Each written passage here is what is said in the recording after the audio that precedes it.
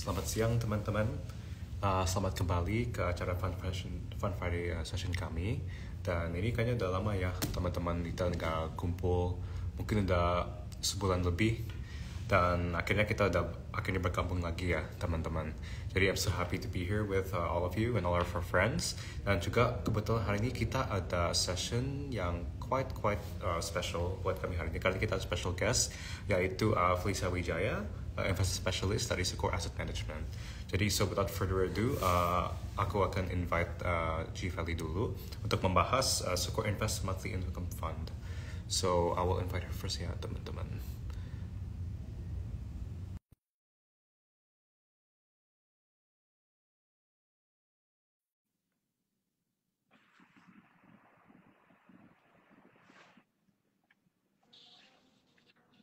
Hi, Citali. Hai. Hi. How are you doing? Hai Om, gimana kabarnya? Baik. Citali juga gimana? Baik. Alright, good to hear. Jadi, we can start our Fun Friday session dulu ya. Jadi, mungkin untuk memulai buat teman-teman yang kita belum tahu, maybe Citali bisa bantu menjelaskan sebenarnya Secure Asset Management itu perusahaan apa ya? Oke. Secure Asset Management itu, jadi kita merupakan sebuah perusahaan manajer investasi ya. Jadi apa sih perusahaan manajer investasi itu? Jadi kita tugasnya adalah mengelola portofolio investasi gitu ya. Namanya adalah reksadana. Nah, reksadana ini berguna gitu ya untuk mengumpulkan dana daripada masyarakat, lalu kita investasikan ke instrumen-instrumen investasi yang ada di pasar modal ataupun di pasar uang ya, kayak misalnya saham, terus juga obligasi, terus juga mungkin instrumen di pasar uang kayak obligasi di bawah jangka waktu 1 tahun dan juga deposito gitu ya.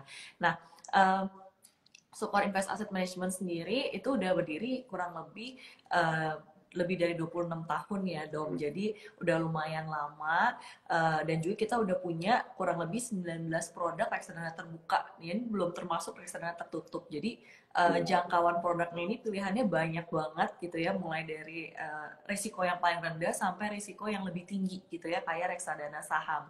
Nah, per Juni kemarin itu dana kelolaan kita juga udah mencapai 21 triliun rupiah gitu ya, dan sampai tahun ini kita udah mendapatkan lebih dari 7 awards gitu ya, kurang lebih 7 awards di tahun ini doang gitu ya, dan kalau ditarik dari 5 tahun terakhir itu bahkan sudah mencapai ratusan gitu bahkan ya. Jadi secara historically dan juga secara existence ada di Indonesia kita udah cukup lama, dan yang paling penting infonya adalah kita merupakan manajer investasi lokal gitu ya. Jadi Sukor itu panjangannya Surabaya Corpora.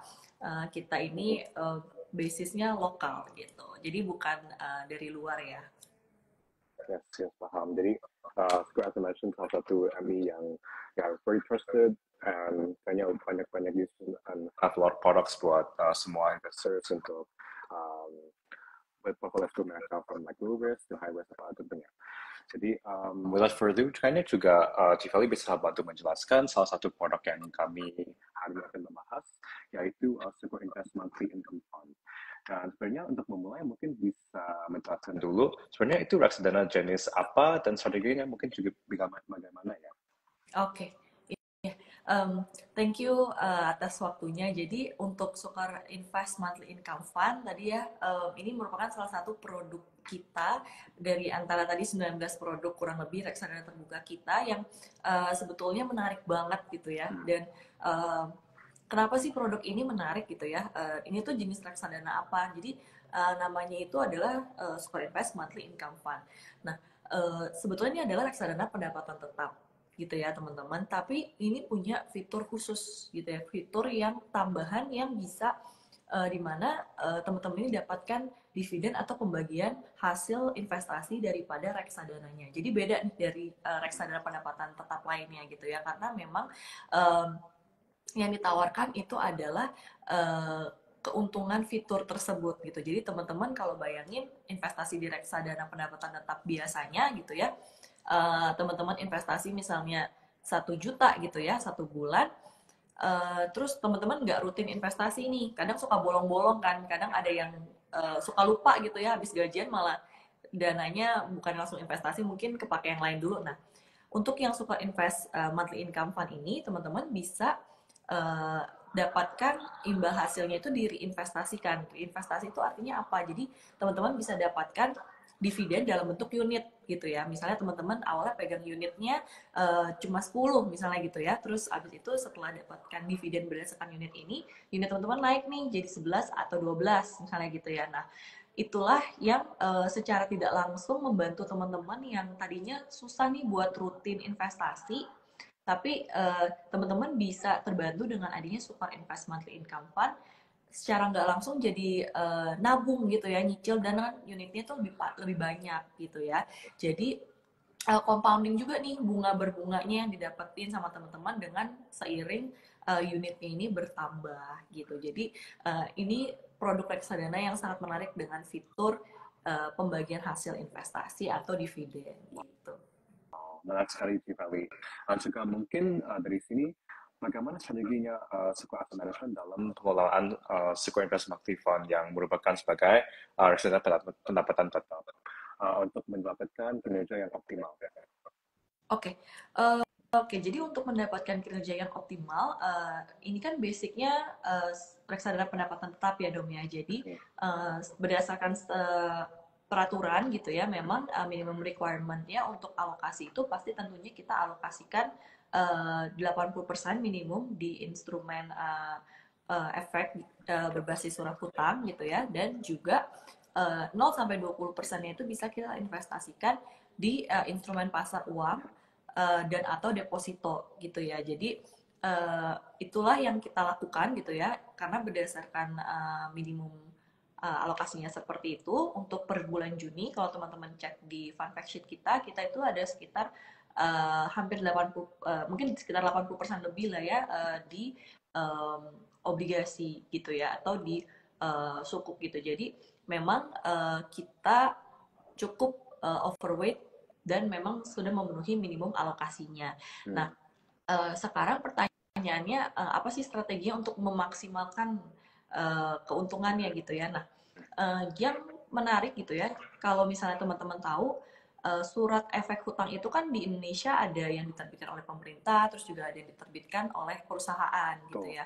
Untuk yang diterbitkan oleh jadi untuk yang diterbitkan oleh pemerintah itu kan bentuknya seperti ASBN gitu ya, ada SUN. Nah, ada juga obligasi korporasi di mana yang mengeluarkan atau yang issue itu perusahaan gitu ya, bisa perusahaan terbuka PT gitu ya, atau perusahaan swasta yang lainnya gitu. Nah, ini yang menarik gitu, karena biasanya untuk obligasi korporasi itu menawarkan imbal hasil lebih tinggi nih teman-teman dibandingin sama obligasi pemerintah gitu ya, karena risikonya biasanya lebih besar gitu, karena bisa jarang ya kalau misalnya pemerintah itu kan default lah istilahnya gitu ya, dalam mengembalikan prinsipal daripada hutangnya. Yes. Tapi kalau misalnya obligasi korporasi karena high risk, imbal hasilnya lebih tinggi gitu. Nah, tapi gitu ya, kita memilih obligasi korporasi. Nah, kenapa kita malah pilih obligasi korporasi gitu ya? Kita memilih karena satu tadi imbal hasilnya lebih tinggi. Tapi kita juga batasin nih, mana sih perusahaan yang lebih tinggi potensi untuk default atau gagal bayarnya, dan mana perusahaan yang enggak, dengan cara kita memperhatikan ratingnya dong gitu ya. Ratingnya kita perhatikan di salah satu lembaga rating, salah satu misalnya Pevindo gitu ya. Nah, setiap obligasi yang dikeluarkan atau diterbitkan itu tentunya akan ada ratingnya, mulai dari investment grade sampai dengan yang non investment grade atau junk bonds ya sebutan lainnya.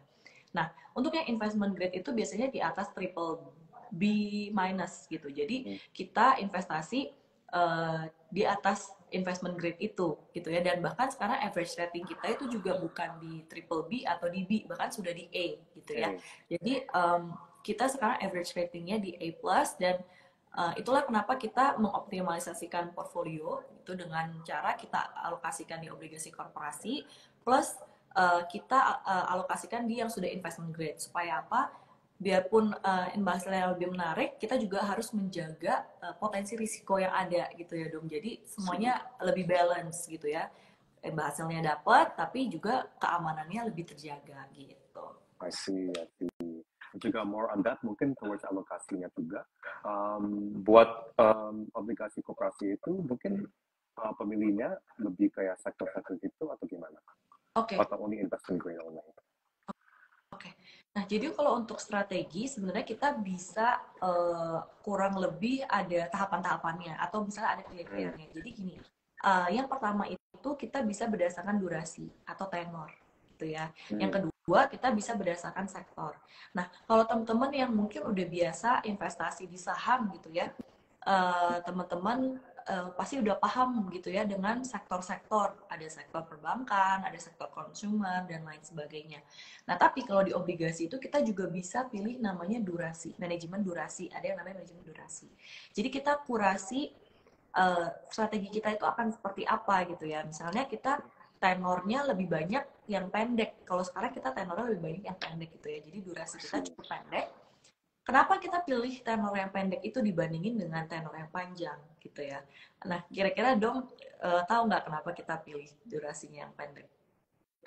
Is it for liquidation purposes or gimana? Nah, jadi kalau durasinya yang pendek itu dong, biasanya gitu ya, manajemen durasi yang pendek itu volatility-nya lower dan atau lebih rendah dibandingkan dengan yang tenor lebih panjang gitu ya. Jadi ketika ada volatilitas di pasar, biasanya tenor-tenor pendek ini lebih resilient atau lebih stabil lah istilahnya gitu dibandingkan dengan tenor yang lebih panjang. Makanya kita manajemen durasinya di tenor yang lebih pendek. Ditambah dengan obligasi korporasi juga, tadi aku lupa mention, kalau obligasi korporasi itu juga secara historical, kalau kita tarik mungkin 10-20 tahun ke belakang gitu ya, chartnya itu lebih smooth gitu ya istilahnya dibandingkan dengan obligasi pemerintah. Kenapa? Karena secara issuance gitu ya obligasi korporasi itu nggak sebanyak daripada obligasi pemerintah gitu. Jadi in terms of volatility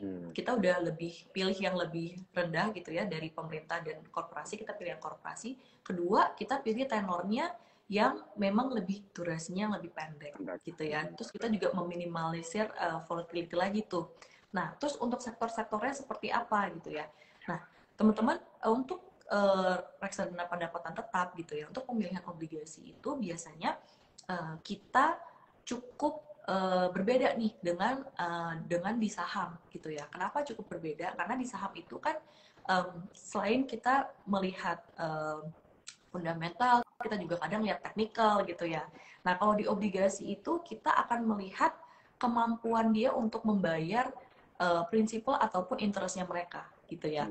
Jadi historicalnya itu seperti apa gitu ya? Apakah mereka punya gagal bayar atau enggak dengan cara tadi kita lihat dulu dari ratingnya gitu ya. Dengan ratingnya itu kita udah bisa sortir dulu pertama. Yang kedua kita juga pasti lihatnya cash flow gitu ya. Cash flow-nya seperti apa, terus historical pembayarannya seperti apa. Nah, kebetulan kalau untuk saat ini gitu ya, kalau teman-teman lihat di top 10 kita cukup banyak di basic industry, terus juga kita punya sedikit di energy gitu ya, tapi kita mostly ada di basic industry gitu. Jadi kalau dilihat gitu ya, basic industry misalnya kayak pulp and paper gitu ya, itu biasanya cukup banyak isu obligasi, jadi ketersediaannya itu cukup sering gitu ya, dan juga secara interest kupon itu juga menarik gitu. Jadi kita selalu aiming for yang lebih aman gitu ya, dan dengan strateginya dengan obligasi korporasi gitu. Very interesting. Jadi mungkin buat teman-teman yang masih mungkin agak like a bit bingung or maybe they're a bit worried, kayaknya ini quite a rigorous process ya dari suku asset management. So kayaknya teman-teman nggak usah khawatir. You guys actually pick each of the obligasi korporasi juga dengan start playing around lah. Itu pasti dipilih dengan special gitu. Jadi I think for teman-teman di sini pasti you should not worry lah gitu. Nah juga mungkin untuk pertanyaan selanjutnya, sebenarnya dividen di reksadana itu seperti apa ya? Atau itu apa ya, Civeli? Sorry? Untuk sebenarnya itu dividen di reksadana itu apa ya? Oh oke. Nah ini menarik pertanyaannya Dom. Thank you udah di-mention. Ya jadi mungkin teman-teman bingung ya tadi di awal apa sih reksadana kok bisa bagiin dividen gitu ya? Apakah konsepnya seperti dividen di saham atau seperti apa gitu ya? Nah jadi konsep daripada dividen sendiri di sini adalah pembagian imbal hasil. Nah, kalau di saham itu kan biasanya mereka sudah ada net dari keuntungan mereka, dari net income mereka nanti ada yang disisihkan untuk pemilik atau pemegang sahamnya gitu ya. Berapa persen nanti akan ditentukan. Nah, ini juga kurang lebih mirip gitu ya. Dari pergerakan NAV atau keuntungannya juga itu juga kita bantu sisihkan buat teman-teman gitu ya. Untuk pembagiannya itu biasanya bisa antara dua gitu ya. Antara dua itu adalah dividen tunai atau dividen unit kembali atau reinvestasi gitu ya. Nah, di sini dividen yang dimaksud adalah jadi setiap bulannya gitu ya nanti biasanya akan kita umumkan umumnya di pertengahan bulan dividennya itu berapa yang akan didapatkan di bulan tersebut gitu ya. Jadi beda dengan saham, saham itu kan biasanya cuma setahun sekali ya dong atau mungkin 2 kali, ada yang 2 kali. Tapi kalau kita bisa sebulan sekali gitu, jadi menarik banget ya. Jadi kalau misalnya teman-teman kebetulan di Saya Kaya itu kalau nggak salah investment ya dom ya, jadi dapat unit lagi. Jadi kalau misalnya kita investasi gitu ya, dividen yang didapatkan kembali itu dalam bentuk unit gitu dan itu bisa setiap bulan gitu. Jadi teman-teman bisa terbantu dengan cara unitnya itu nambah juga secara rutin gitu dan secara historically sejak inception kita atau sejak berdirinya si SMIF itu kita selalu rutin bagikan dividen setiap bulannya gitu. Jadi berapakah besarannya itu akan ditentukan oleh kami gitu ya di setiap bulannya tergantung dari fund manajernya juga gitu ya akan berapa besarannya. Tapi biasanya itu akan diumumkan pada saat X date. Nah, ini juga menarik nih. Jadi ada istilah-istilahnya mirip dengan yang ada di saham. Ada cumulative date, X date, dan juga payment date. Nah, kalau cumulative date itu adalah tanggal apa sih? Jadi cumulative date itu tanggal di mana kita catin nih teman-teman siapa aja yang pegang produk SMIF gitu ya. Jadi pada tanggal si kumulatif itu. Nah nanti di tanggal X date biasanya kita akan kasih tahu nih ke teman-teman yang berhak mendapatkan dividennya gitu ya. Kita akan berikan sekian gitu ya, sekian unit gitu. Nah nanti di payment date biasanya itu di H+2 itu atau T+2-nya itu kita akan kabari kita akan bisa dananya akan masuk gitu ya atau unitnya akan masuk kembali ke portfolio teman-teman gitu ya. Jadi prosesnya itu cukup smooth dan biasanya mungkin di tanggal 15 ya pertengahan bulannya gitu. Tapi untuk kumulatif date-nya. Tapi kalau misalnya tanggal 15 jatuh di hari Sabtu Minggu gitu ya, mungkin kita bisa tarik mundur ke 16 atau 17 gitu dong. Jadi kurang lebih seperti itu mekanismenya, ada kumulatif date, terus X date dan juga payment date-nya gitu. Jadi itu pasti dividennya akan dibagi setiap bulan sekali ya, sekali setiap bulan. Dan juga mungkin untuk informasi akan dikasih ke nasabah lewat email ya, if I'm not mistaken. Ya, betul. Oke. Dan juga mungkin berapa lama lagi juga dividen diterima oleh nasabah? Kayak mungkin plus minus berapa hari gitu. Sorry, suaranya agak kecil dong. Ya. Sorry, kedengan nggak? Oke, coba. Okay, can you hear me? Iya. Oke. Juga mungkin untuk berapa lama itu dividen akan dikasih ke nasabah atau diterima oleh nasabah? Oke. Jadi biasanya itu yang tadi yang payment date ya. Jadi biasanya pada saat payment date itu akan diterima gitu ya. Tapi kan karena kita sudah proseskan dari kumulatif itu kan kita sudah tahu ya siapa-siapa aja yang nasabahnya akan diterima. Terus juga dananya itu di X date kita umumkan. Nah nanti waktu payment date-nya itu biasanya langsung masuk ke unit penyertaan teman-teman kembali gitu. Pada saat payment date-nya. Oke. Dan juga mungkin pertanyaan selanjutnya juga, apa saja resiko yang kita harus perhatikan saat kita berinvestasi di Sequoia Multi Income Fund? Oke. Nah, bicara rasanya kita nggak afdol juga ya dong ya kalau udah bahas benefit terus gitu ya, terus kita Iya, nggak bahas risikonya, karena setiap investasi kan betul. pasti tentunya ada risiko ya gitu ya, tidak terkecuali juga untuk reksadana pendapatan tetap nih gitu ya. Nah, risikonya itu apa? Risikonya yang pertama karena kita memang underlying-nya itu adalah eh, kita katakan efek hutang ya. Tadi kan Mhm. efek hutang atau obligasi itu mirip kayak saham gitu ya, ada harganya, ada pergerakan Ya. harga setiap harinya gitu ya. Nah, naik turunnya itu akan mempengaruhi juga kinerja NAV gitu ya. NAV itu Hmm. kan seperti acuan harga kita ya, NAB per UP gitu ya. Nah, kalau di saham itu kan satu lot berapa tuh, harganya kan suka berubah-ubah tuh tiap Yes. hari. Nah, kalau obligasi juga bisa berubah harganya yang akan mempengaruhi NAB per UP kita gitu ya. Nah, risikonya adalah ketika misalnya penurunan harga dari underlying-nya, underlying asetnya gitu ya. Jadi misalnya dari sisi obligasi nih gitu ya, obligasi korporasinya ketika harganya mengalami penurunan, berarti NAV kita kemungkinan ada penurunan gitu ya. Tapi for the record gitu ya, uh, Mhm. ini tidak bisa dijadikan sebagai acuan untuk masa depan, tapi secara historical gitu ya, 1 tahun kemarin itu kita hingga bulan Juni terakhir gitu ya, selama 1 tahun kita mencatatkan kinerja positif gitu, 6,5%, dan itu sudah net belum dipotong pajak gitu. Jadi cukup menarik ya kalau dibandingkan dengan misalnya teman-teman investasi ke deposito-deposito yang misalnya konvensional atau bank buku besar gitu ya. Itu kan pasti lebih rendah dan mungkin dipotong pajak lagi gitu ya. Nah, Betul.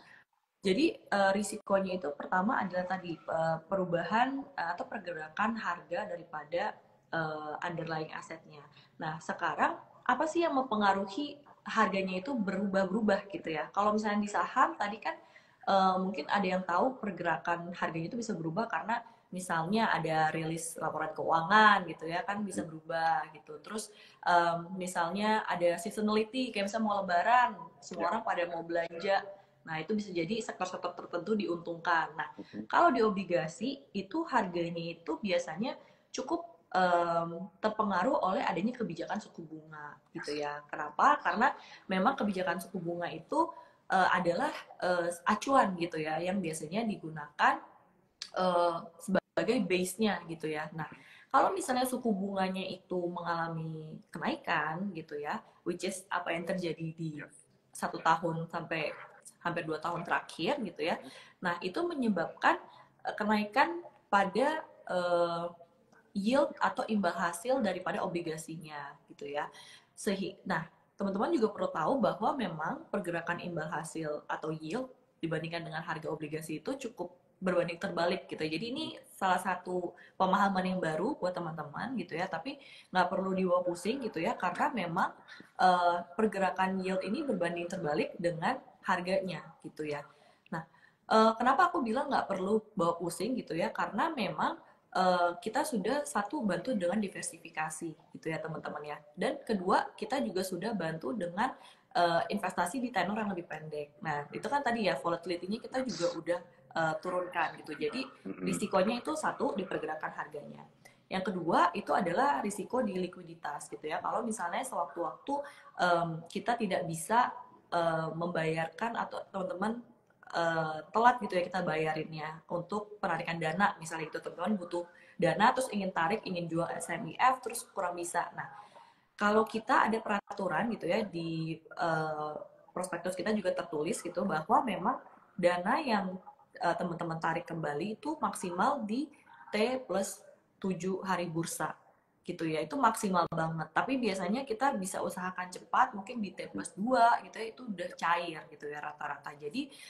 sebetulnya itu adalah salah satu resiko juga nih kalau teman-teman butuh cepat terus ternyata dananya belum uh, cair gitu ya. Tapi secara peraturan itu memang wajib T plus 7 itu sudah, hari bursa itu sudah harus ada di rekening teman-teman gitu. Jadi itu resiko yang risiko utama yang teman-teman bisa pantau gitu ya, dari secara underlying dan juga secara risiko likuiditasnya gitu. Tapi untuk saat ini gimana sih caranya Sukor juga untuk bisa maintain the liquidity itu dengan cara kita juga ada hold posisi di cash yang kita manage secara profesional.